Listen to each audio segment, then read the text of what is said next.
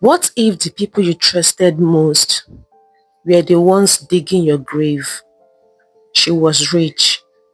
She was powerful. She had everything except love. This is not just a story. It's a chilly reminder that sometimes the knife in your back is held by the hands you once held closest to. Nina was the kind of woman people admired from afar. She was tall, elegant, and carried herself like a queen. Her name was everywhere in the fashion world. From the wives of governors to popular actresses, everyone wanted Nina to sew their clothes. She owned a large fashion studio in the heart of the city. Bright lights, shiny floors, and busy workers filled the place every day. Her designs were unique, and she had a way of making any woman look like royalty.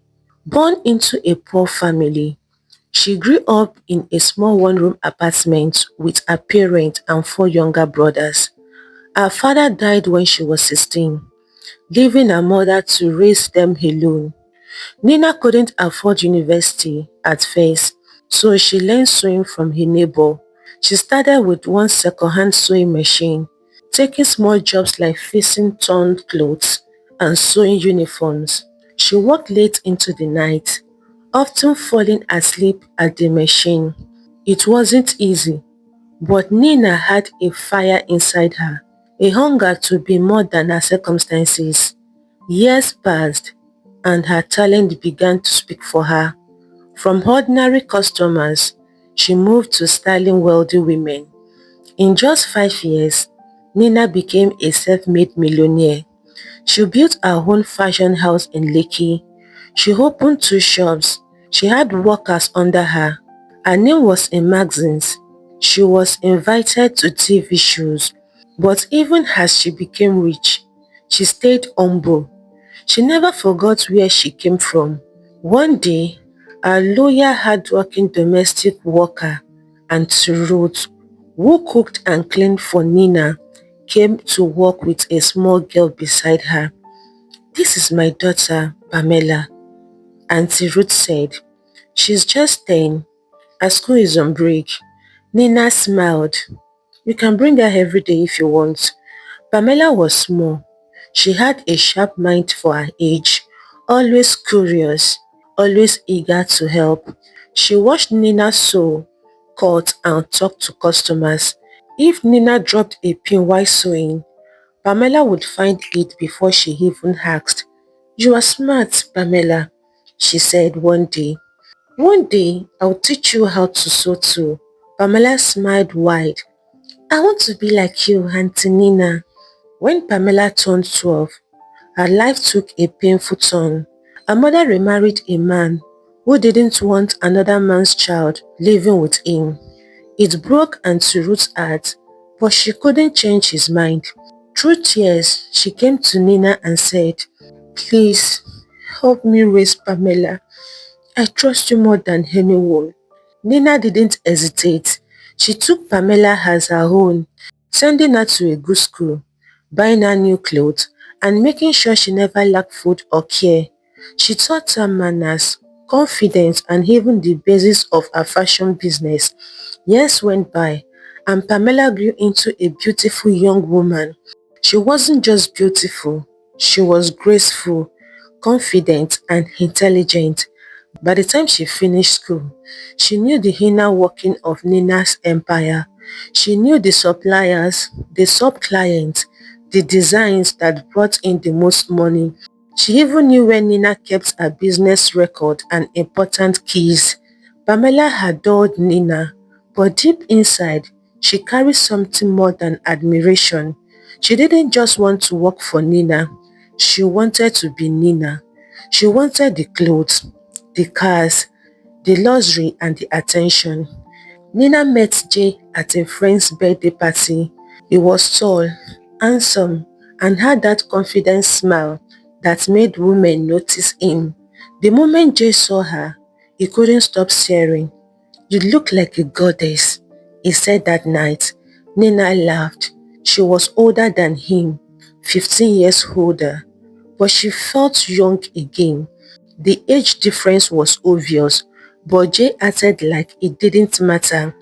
He made her feel young again, laughing, dancing, calling her my queen. Her friends didn't see what she saw. They warned her, Nina, this boy is not for you. He's just after your money. You have worked too hard to let someone enjoy the sweat of your years. But Nina didn't listen. She believed love could see past age, money, or status. She thought people were just jealous. Jay moved into Nina's house after 1 year of dating. Nina, eager to see him succeed, invested heavily. She rented him a shop, furnished it with the best equipment. She wanted him to stand on his own feet, not knowing that the very man she was building up would one day destroy everything she had worked for. By the time Pamela was in her 20s, she was everything Nina had taught her to be: elegant, graceful, and business-minded.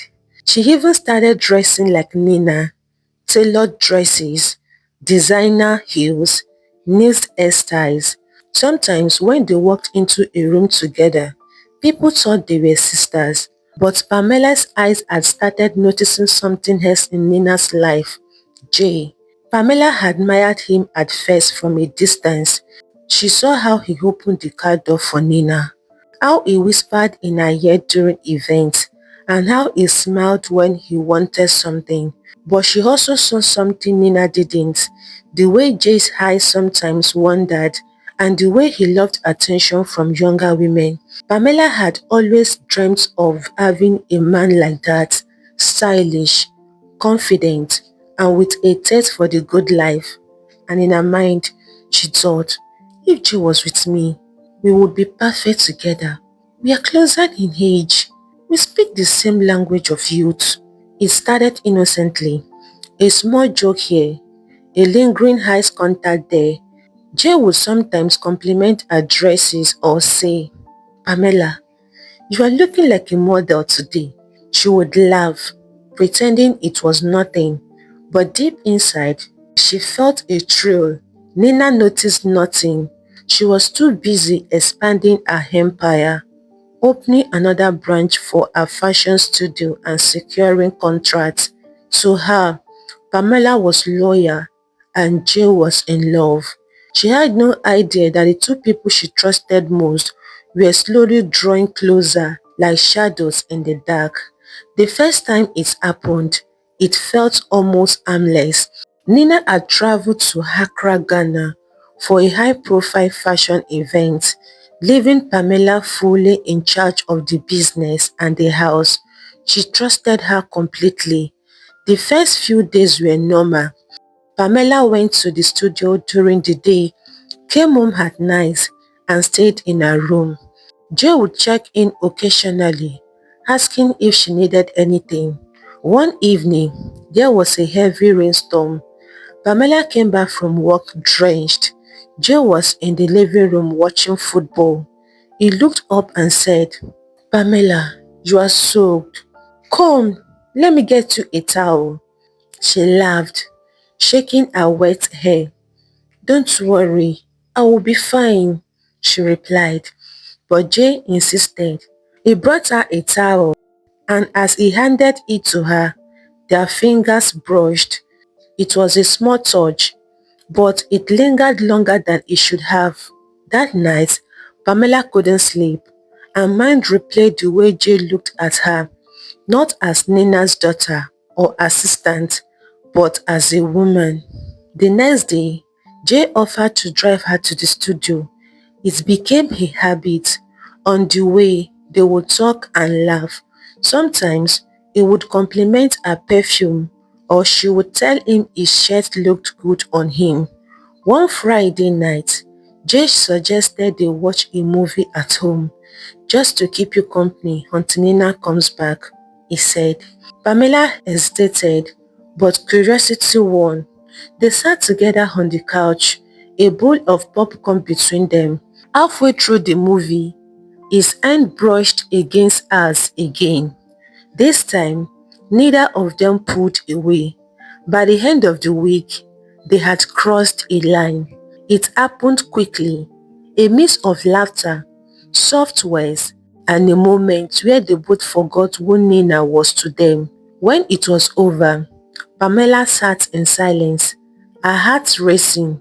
Jay looked at her and said, "We will keep this between us. No one has to know."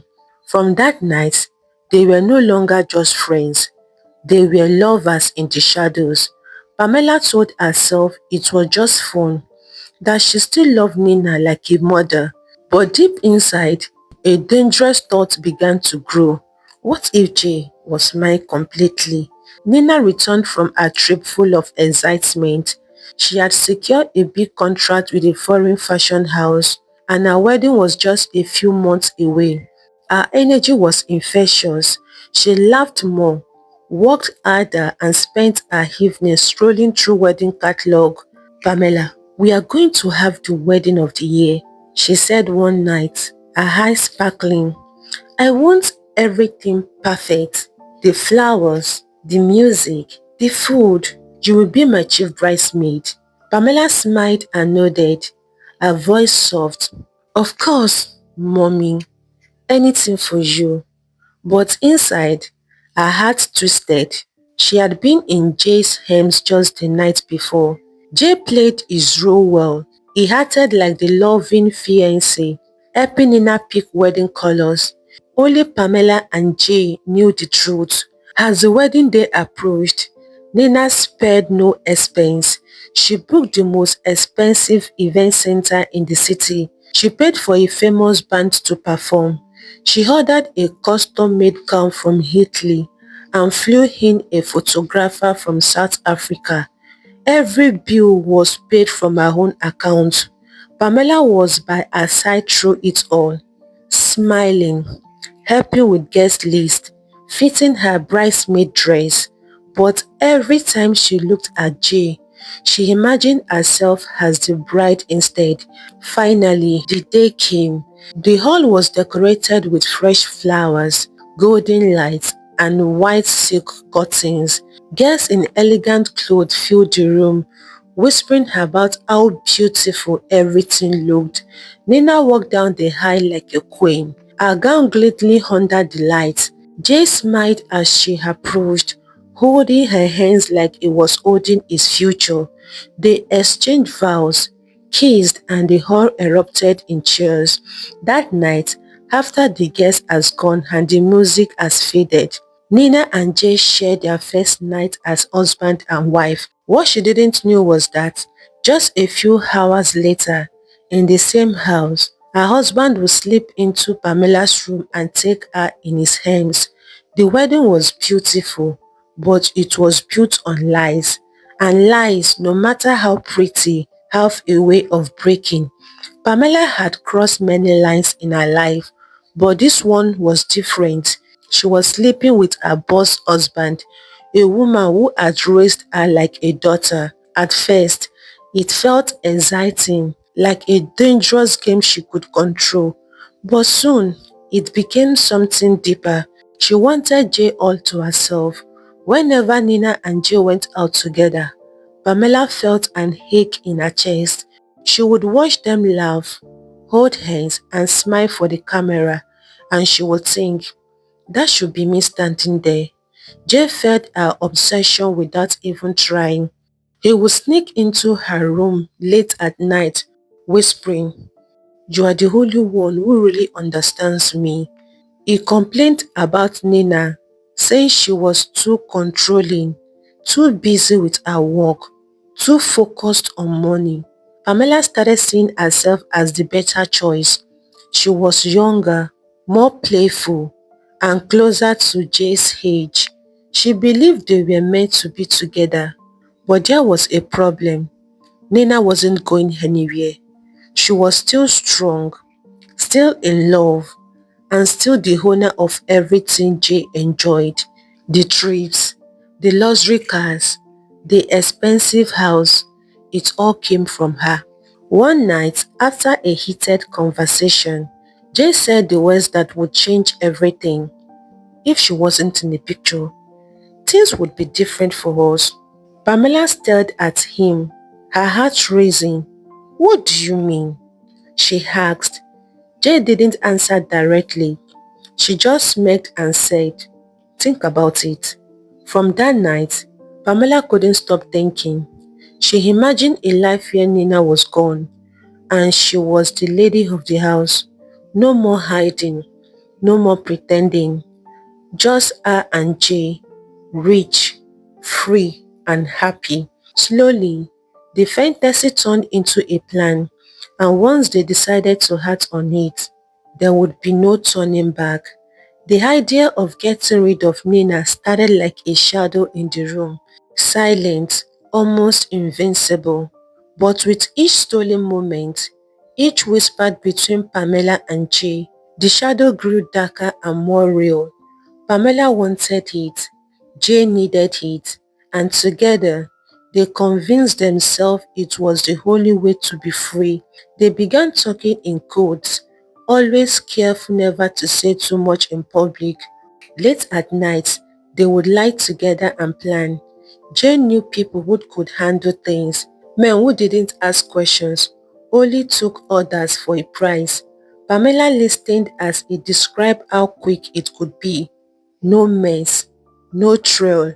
Pamela hesitated at first.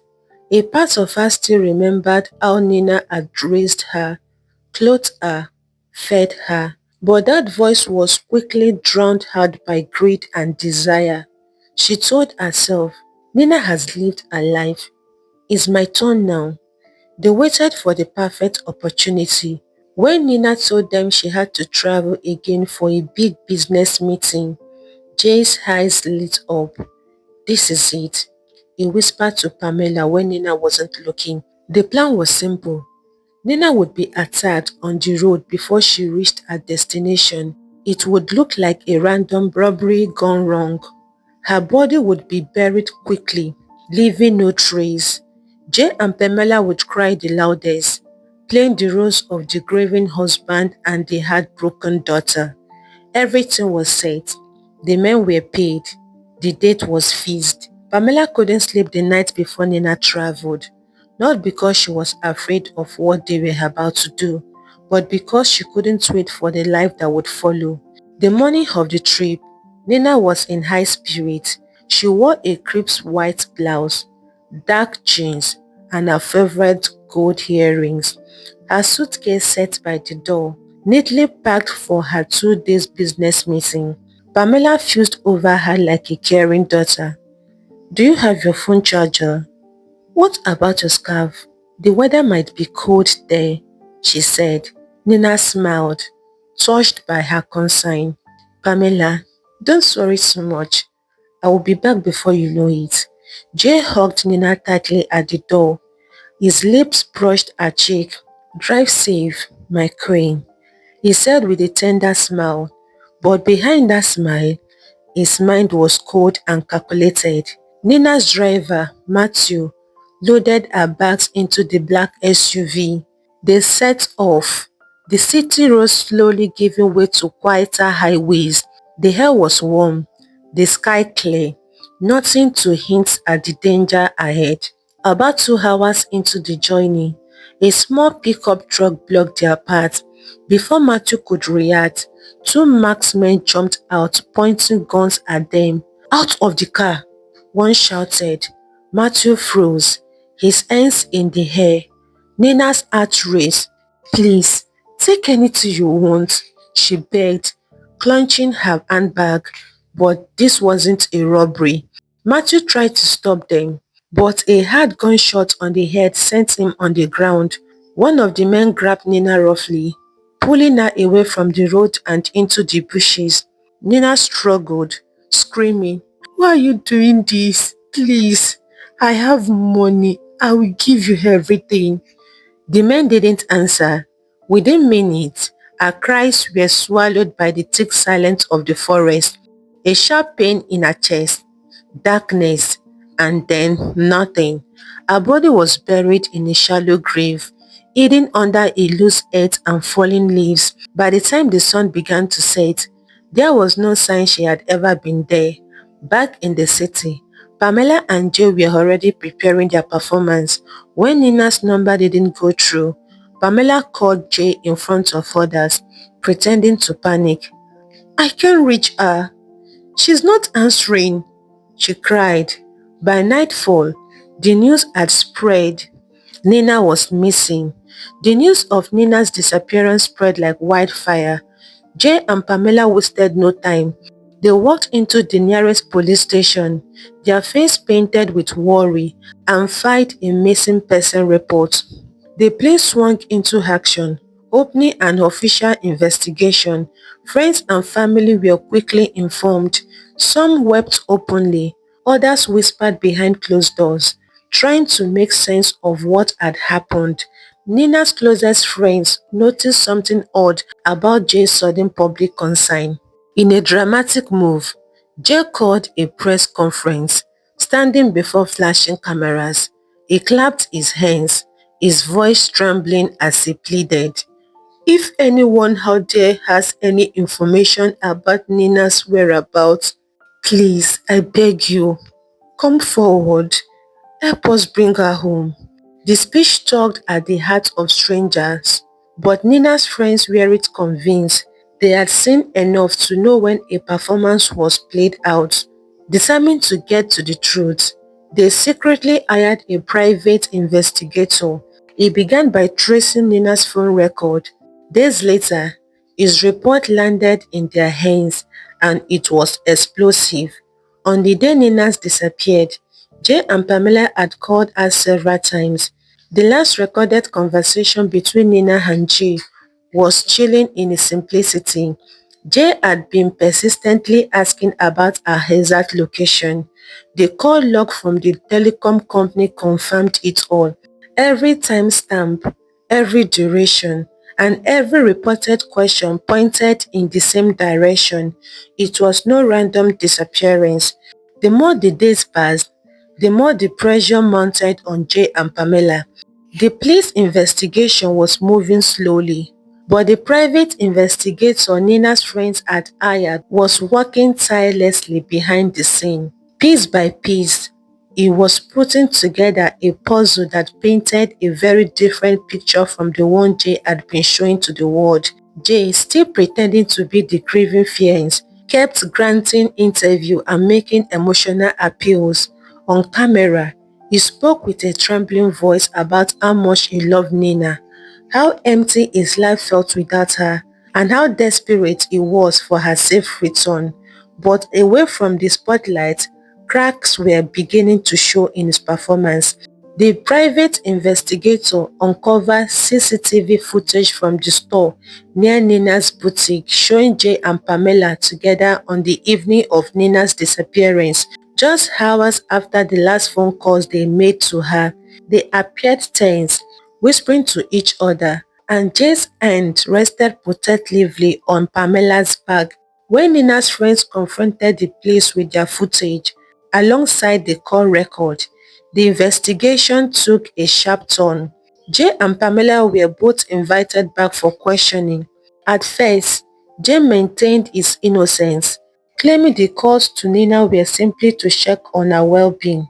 Pamela, however, was visibly nervous, her hands trembling as she spoke. Words began to spread among families and friends that Jay might not be the heartbroken man he claimed to be. Some even began recalling times when he had subtly tried to distance Nina from them, often discouraging her from meeting her friends or involving her family in a business affair. The case was no longer just a missing person mystery. It was turning into a scandal that would soon blow open. And in the midst of it all, Jay and Pamela secretly continued with their affair, hiding stolen glances and exchanging coded messages. But Pamela's heart was no longer at peace. Whispers in the neighborhood had started to circle like vultures over a dying prey. Fingers were pointing, eyes were watching, and she could feel the weight of suspicion pressing down on her chest. Jay, ever the cunning manipulator, sensed her fear and moved quietly to control her. "Pamela," he whispered one night, his voice dripping with forced affection, "we can't stay here. People are starting to suspect. Let's take Nina's wealth and leave this place forever. Somewhere far away, just you and me. Pamela hesitated, her hands trembling. The thought of betraying Nina sent a cold shiver through her spine. But Jay's smooth words and fake promises of love weakened her resolve. She gave him the password to Nina's safe, sealing her fate without realizing it. The next morning, Pamela woke up to silence. Jay was gone. At first, she thought he had stepped out, but the emptiness in the house told a different story. The safe was open, stripped bare, all of Nina's possession, the jewelry, the cash, the document, gone. Her phone buzzed. It was from Jay. She answered with a shaky voice, but instead of comfort, she heard a cruel laughter echo through the line. "You fool! Did you really think I love you? You were just a tool. Now you have served your purpose." The call ended with a laughter still ringing in her ears. Pamela's legs gave way. The world seemed to close in on her. Guilt, shame and betrayal collided inside her like a storm. She couldn't breathe. For the first time since Nina's disappearance, the reality of what she has done crushed over her like a tidal wave. She had destroyed an innocent woman's life for nothing. With tears broiling her vision, Pamela stumbled to a police station. She confessed everything: the affair, the greed, the murder.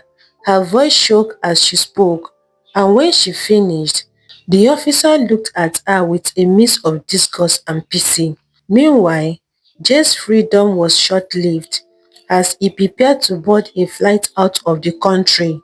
Thinking he had escaped justice, officer closed in on him at the airport. The look of shock on his face as they slapped handcuffs on his wrist was the final crack in the mask of arrogance. Days later, a hunter deep in the forest stumbled upon two shallow graves. The stench was unbearable. Inside laid a decomposed body of Nina and Matthew, the woman who had once opened her home and heart to Pamela. The DNA confirmed what everyone feared. Nina had been gone all along. In court, the evidence was damning. Jay and Pamela stood side by side, but there was no trace of the passion they once shared, only emptiness. Their eyes never met. The judge's voice was cold and firm as he pronounced the sentence, dead by hanging. Pamela wept silently, her hands shaking. Jay stared blankly, the weight of his greed finally crushing him. The crowd watched in silence, some with tears, others with anger.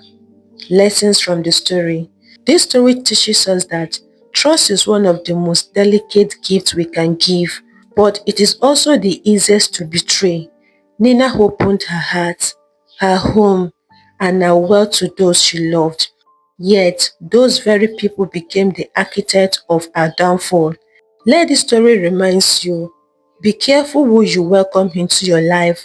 Not every smile is pure, not every promise is true, and not every hand stretched out to help is clean. Nina believed love could change a man and loyalty could win a friend, but in the end, her trust became the weapon used against her. Her story warns us all, never let blind love silence your wisdom.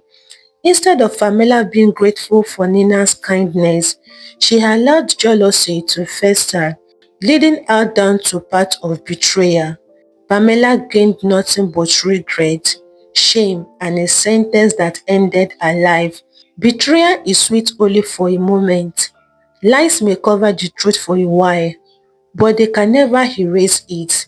Jay's love for money over loyalty made him believe he was clever, but his greed caught up with him at the very gate of freedom.